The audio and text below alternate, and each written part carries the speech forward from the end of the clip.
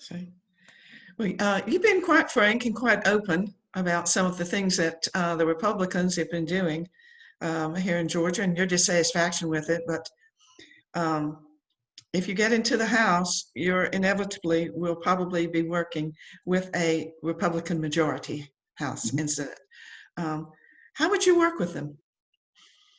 Um, I think that when you're at the local government level, and even in the state government level, that you're working with people who are not necessarily doing it for fame.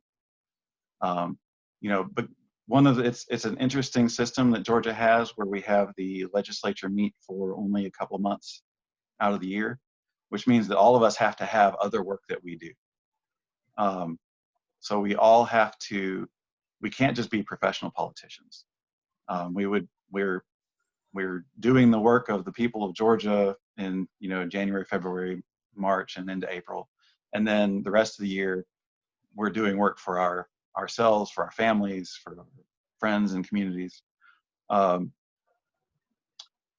I think that gives an opportunity to say, look, you're not a Republican House representative all year. I'm not a Democratic House representative all year. I'm an engineer a lot. You're a small business owner a lot. So all of these things that we do have impacts on all of our neighbors, all of our friends, and we can make their lives better or worse by what we do. So for me, anyone that wants to make the lives of the people of Georgia better is my friend. And anyone that wants to make the lives of the people of Georgia worse is not my friend. In my work, like I said, I go out to rural areas. There are a lot of people out there who are, at least they've been convinced that they're Republicans because of some history. And when I talk to them, I can find common ground with them, and I can listen to them and talk to them and ask questions to understand where they're coming from and why it is that they believe this thing that maybe I don't believe, and why it's a concern to them. Like I was talking about people who enjoy hunting, right? It's not a thing that I enjoy, but I definitely can see the appeal. And I can understand why it would mean a lot to people. And I can understand why people would support the religious freedom bill, because I understand that they have been led to believe that their religion is under attack. Um,